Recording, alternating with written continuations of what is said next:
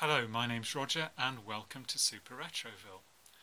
In this video we're going to be talking about double declutching, which isn't a very glamorous topic, but it's something you need to master if you're driving a car manufactured before about 1934, which doesn't have a synchronized gearbox. Another name for this type of gearbox is a crash gearbox. You probably heard that phrase, and it's called that because of the horrible noise that you can make when you get the gear change wrong. So we're going to talk about the theory of it. We're going to go out for a drive in my lovely 1931 standard Big 9 that you can see behind me. And let me just say that when I first got this car, I really was quite hesitant about driving it, purely because I didn't really know how to do the double declutching and I was afraid of making a fool of myself in front of everybody. But I quickly mastered it, and it's turned out to be one of the most fun cars to drive. So if you've just bought a car or you're thinking of buying a car with a crash box, I hope this video helps you, and just go for it because it's great fun. Well, probably a good starting point for trying to do anything is understanding what it is that you're trying to do. So let's pare it right back and look at the transmission system in a typical old car. So at the front here you've got the engine, and then that's got a flywheel on the back, and then you have the clutch connected to the input of the gearbox, and you have the propeller shaft which drives the rear axle at the back of the car. So one thing to note in all of this is that the output of the gearbox is always connected to the rear wheels of the car. So if the car's moving, the output of the gearbox will be spinning, and there's nothing you can do about that. The faster the car goes, the more rapidly the output of the gearbox is spinning. The input of the gearbox, on the other hand, if the clutch is engaged, in other words touching the flywheel on the engine, then the input of the gearbox is going at the same speed as the engine. When the clutch is disengaged, the input of the gearbox is free to turn at any speed that you like. And then within the gearbox, depending on the gears which you've selected, the ratio between the input and the output will be determined by the gear. And in old cars what we have is what we call a sliding mesh gearbox, where we have different sets of gears that are slid along the shaft into mesh with each other in order to select the gear ratio that we want. And typically there might be 3 or 4 different ratios, and the diameters of the gears will be different, as hopefully I can show you now. So these are not gears from a car gearbox, but they can illustrate the point quite well. So here we've got a small gear, and here we've got a big gear. And the number of teeth on the small gear is much less than the number of teeth on the big gear. You see, this one has got 30 teeth on it, and this one has got 75 teeth on it. And at the moment, both of those keyways are pointing at the bottom. So if the first gear rotates one time, we can see that the second gear has not rotated a complete revolution. If we rotate the first gear one more time, there we are, we're almost back to the starting position on the second gear. So that we'd expect that. So that's 30, that's 75. So if this was 60, the ratio of this would be 2 to 1, and this would go around at half the speed of that. So that's, say, you might say, is first gear. This is the gear that's connected to the input shaft. This is the gear that's connected to the back axle. So you get a reduction in speed and more torque on the output to start the car. And in early car gearboxes there are a number of sets of gears like this, and the way that they're selected is they slide apart and together, and so you're selecting the gear you want by moving one set of gears into mesh with the other. And so you can imagine that if this gear is spinning at a different speed to this, when you try and bring them together, you know, it's going to grate and make a terrible noise. So what you're doing when you're changing gear in one of these old cars by double declutching is you're trying to match the speed of the teeth so that as they come together they mesh silently. In a synchromesh car this is done for you automatically, but in a crash box, as these come together, you are the thing which is making them go at the same speed, so as they slide together they come together silently. Otherwise you get horrible grating, and it will possibly even chip the edges of the teeth where they're coming together. So let's go back to the diagram and we'll talk about how we actually go about synchronizing these gears manually by a process called double declutching. So as we've talked about, the output gear in the gearbox is rotating at a speed determined by the back axle of the car. So in our earlier illustration, this big gear, we can't do anything about the speed that that's spinning. So what we need to do is do something about the speed that the input shaft is spinning. And luckily we can do that, because when the clutch is disengaged, this part of the gearbox, the input shaft, is free to spin at whatever speed we like. So the whole purpose of double declutching is to speed up or slow down the gears on the input shaft so that they match the speed of the gears on the output shaft, so that when we move the lever and we bring them together, the teeth don't grate against each other. So what we do is we do this in neutral when the gears are not meshed together at all. So to double declutch, what you do is you're going along and there's direct drive, you then push the clutch out, put the gearbox into neutral, and then you let the clutch back in again. So none of the gears are meshed at this point, and while the clutch is let back in, you're free to use the engine to speed up or slow down the gears on the input shaft. So when you've got them to the speed that you think is about right, you let the clutch out again, and this, because it's got some angular momentum, it keeps on turning and the gears will still be turning on the input shaft, at which point you move the gear selector lever, bring the gears together, and hopefully as they come together they are almost or precisely at the same speed and you get a nice silent change. So that's the principle of it, but obviously there are lots of things to consider.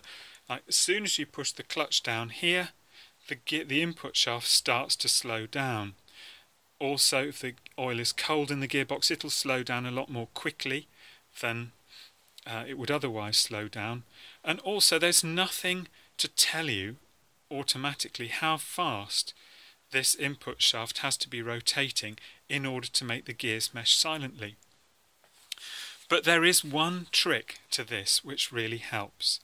So you've got a memory and you can remember what the car sounds like. Let's say you're going along at 40 miles an hour in fourth gear, or let's say it's 30 miles an hour in fourth gear, and you want to change down to third gear. In your mind you can imagine what the engine note is going to be in third gear at that speed. It's going to be a lot higher than it is in fourth gear. So what you do is you disengage the clutch, put the gear lever in neutral, re-engage the clutch and speed the engine up until it sounds to you like it's going at the speed it needs to go in third gear or a little bit faster to allow for things to slow down, at which point the gears, although they're not connected, will be spinning at roughly the right speed. You then disengage the clutch and move the gear lever to bring the gears together, and hopefully if your sort of ear was right and your judgment was right, the gears will be going at more or less the same speed and they'll come together silently.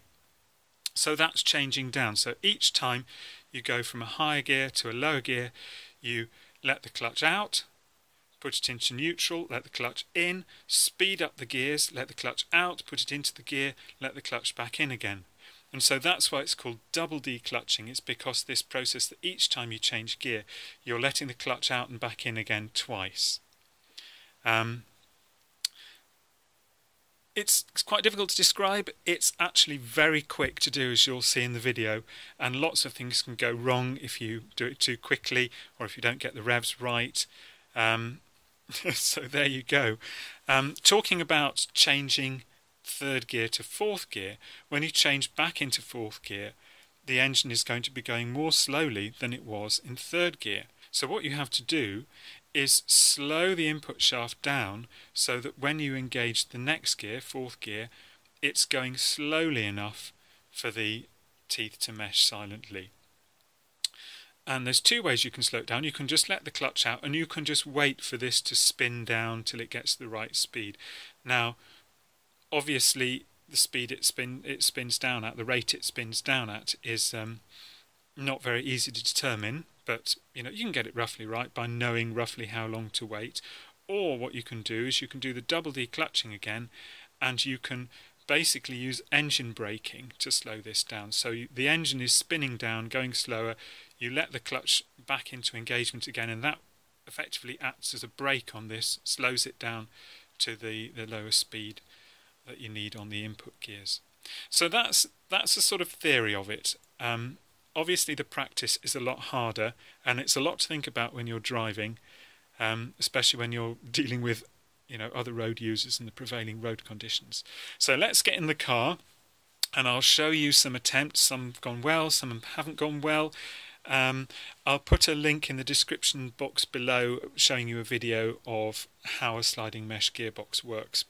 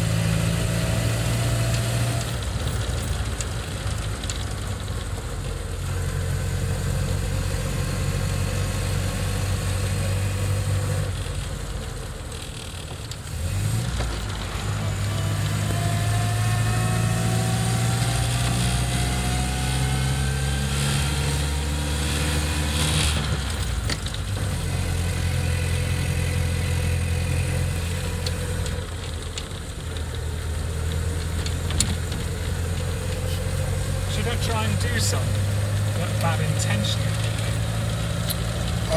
Yeah, I'm sure it shouldn't be too difficult, should it?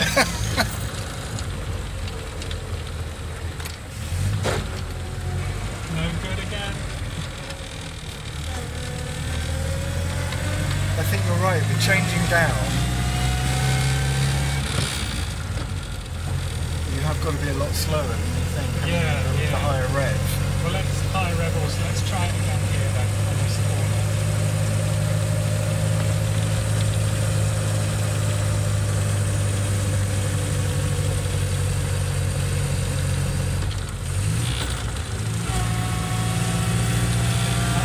That was it. That was a higher rev though. That's definitely Higher revs are good. Let's yeah. try. There's nothing coming.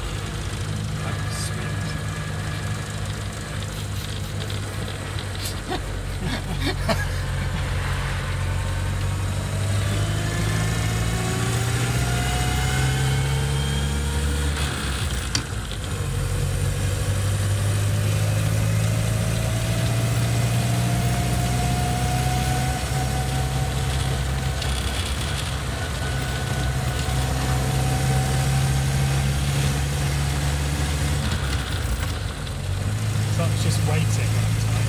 You can do it by just waiting. Okay. On the way up. Yeah.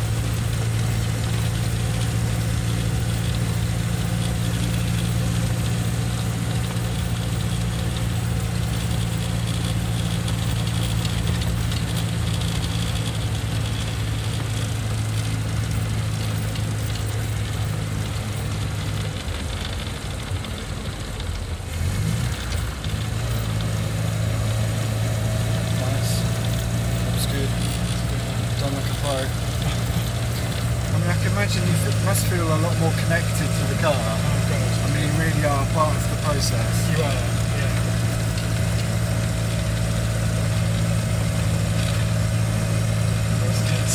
Oh, everyone always smiles.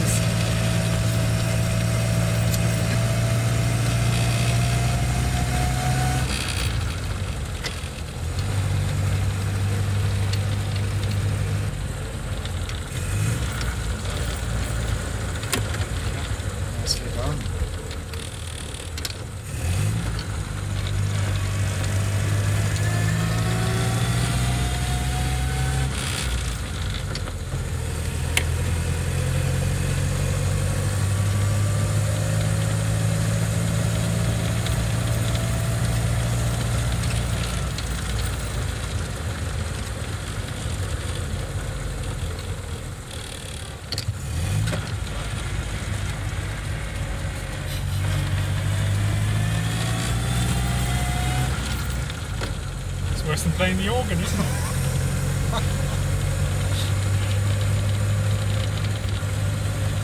But yeah, that's a bit of a nightmare issue, isn't it? For when you're wanting to brake, but you're having to take your foot off the brake to accelerate, to then brake again. And that seems fraught with danger. Well, you should be able to, I won't do it on this corner, but what you should be able to do, and I have not mastered, is brake with your toe. Like the rally drivers. So you should be able to brake with your toe like that and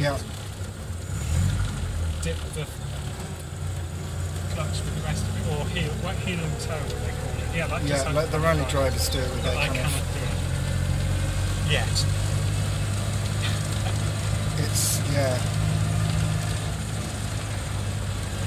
Also, I think you need slightly smaller feet. I mean, that's not a lot of room, is it? No, there's not. And shorter legs as well. That was just waiting. So that's one way you can do it.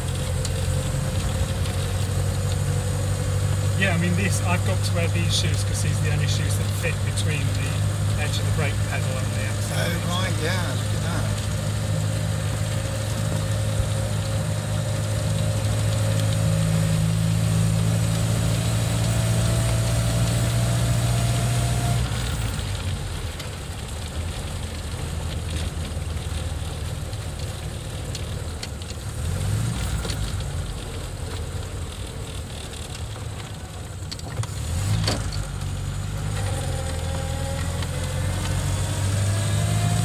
The problem with changing from third to second is you never do it at a time when you've got time to do it, if you know what I mean. You're always coming up to a junction, about to turn, just finishing braking. Yeah.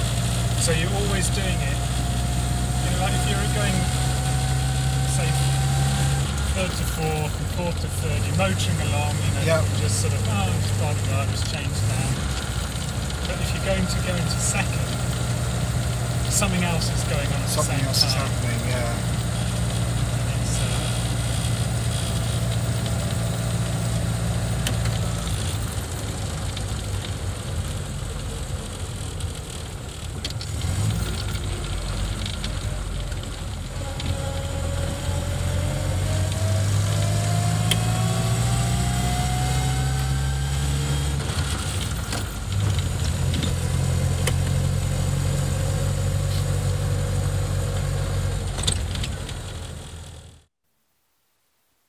So I hope you found that interesting. It's certainly a great deal of fun trying to get it right. And top tip is, don't look at it as, you know, something to be afraid of. Just get out there, give it a go. These cars have survived for decades and have probably had lots of bad crunchy gear changes in the past, and they're still okay. If the worst comes to the worst and you end up chipping a tooth on the gear, then you can have new gears remade, but obviously you don't really want to go through all that expense and hassle.